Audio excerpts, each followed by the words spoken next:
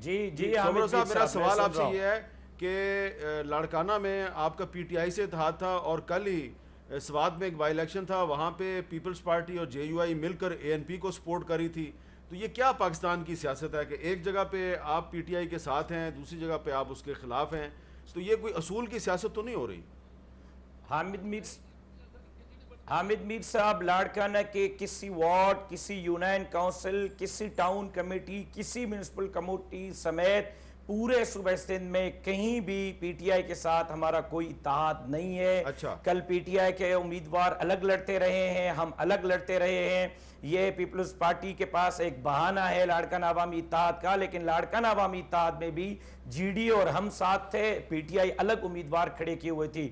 شرجیل میمن صاحب کی جہاں تک بات ہے، اس نے کہا کہ راشد میرا بھائی ہے، بھائی بھی ہے، دوست بھی ہے، لیکن وہ کہتا ہے کہ راشد گھر میں ہارا ہے. تو میں گھر میں اسی طرح ہارا ہوں جس طرح 25 جولائی 2018 کو میں ہارا تھا، اور آپ لاڑکانہ میں کل اسی طرح جیتے ہیں جس طرح 25 جولائی 2018 کو جناب بلاول بھٹو زرداری صاحب لاڑکانہ سے جیتے تھے.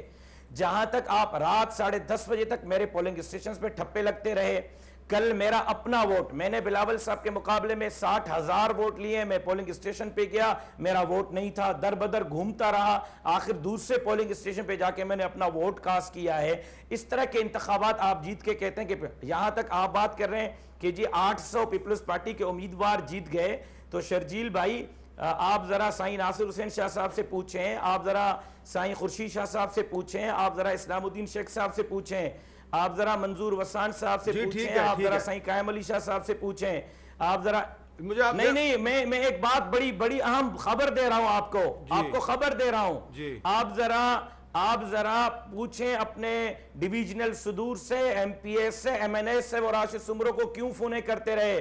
وہاں جس طرح آپ کے بندے ان اپوز ہوئے ہیں، وہ آپ کے ان حلقے کے M N S M P S کو بھی پتا ہے، ہاتھ جوڑتے رہے کہ زرداری صاحب کو منہ دکھانا ہے، ہمارے بیٹے کے مقابلے میں بندہ کھڑا ہو گیا، ہمارے بھائی کے مقابلے میں کھڑا ہو گیا، ہم منہ نہیں دکھا سکیں گے. آپ کی یہ منتیں میرے پاس فون ریکارڈنگ پر پڑی ہوئی ہیں، میں اگر آپ کو دکھا دوں تو پھر آپ کی کیا حالت رہے گی. وہ فون کرتے تھے اور آپ اپنا امیدوار وڈرا کرتے گئے.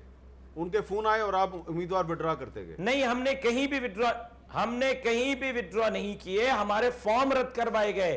پھر ہم جب ان فارم کو چیلنج کرنے کے لیے ہائی کورٹ گئے تو جج صاحب نے کہا کہ جی آپ کی درخواست قبول ہے، لیکن اسی آر او کے پاس جاؤ، وہ فیصلہ کر. اب اس کا جواب لے لیتے ہیں. اب اس کا جواب لے لیتے ہیں. ایک منٹ دیکھیں نا سومرو صاحب، مجھے باقیوں سے بھی بات کرنی. جی امین اللہ صاحب، میں ایڈ کر دیتا ہوں. سومرو صاحب جو فرما رہے ہیں بالکل صحیح فرما رہے ہیں.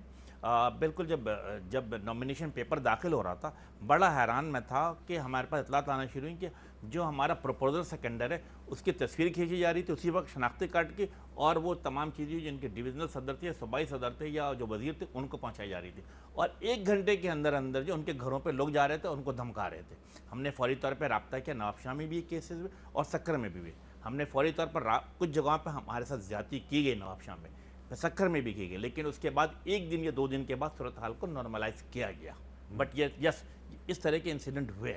اچھا شرجیل میمن صاحب، جو آپ نے سوال اٹھایا تھا کہ جناب 800 امیدوار آپ کے ان اپوزڈ ہو گئے، تو سومرو صاحب نے بھی بتا دیا اور امین الحق صاحب نے بھی بتا دیا، دونوں آپ کی اتحادی جماعتیں ہیں.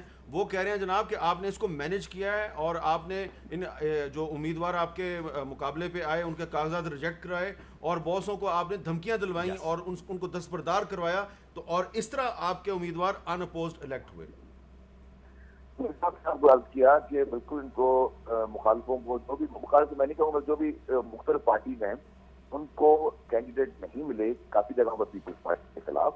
اور دوسری بات یہ کہ امین اللہ صاحب نے بات کی، بڑا احترام ہے. میں 4-5 دن پہلے بھی ہم کے ایک وقت جب لوگ ملاقات ہوئی تھی، میں تھا اور ہمارے ساتھ اور بھی گزرا تھے، ان میں خالد مقبول صدیقی صاحب بھی تھے، وسیم اختر صاحب بھی تھے اور سارے لوگ تھے. ابھی امین اللہ صاحب بات کریں، ہمیں کسی نے کمپلین نہیں کی کسی پنچایتی الیکشن میں کوئی دھمکا رہا ہے، کوئی سیکنڈر کی فوٹو بھیج رہا ہے. یہ بات میں ابھی فرسٹ ٹائم آن ایئر سن رہا ہوں. اگر یہ بات ایسی ہوتی تو 3-4 دن پہلے یہ شکایت انکم ضرور کرتی. یہاں پہ سمرو صاحب کی بات کی، سمرو صاحب کو کسی نے فون کیا، ٹھیک ہے ان کے تعلقات ہم سے بھی بھائی جیسے ہمارے تعلقات ہیں، لیکن میں دیکھیے میں وہی بات کر رہا ہوں کہ اب اس بحث اس وقت مجھے تھوڑی کمپلیکیٹڈ لگی کیونکہ اور یہ صرف فیس سیونگ کے لیے اپنے ووٹرس کے لیے ان کو یہ بیانات دینے پڑ رہے ہیں. ان کو بھی پتا ہے کہ الیکشن میں 800 جو ان اپوز آئے تو اس وقت.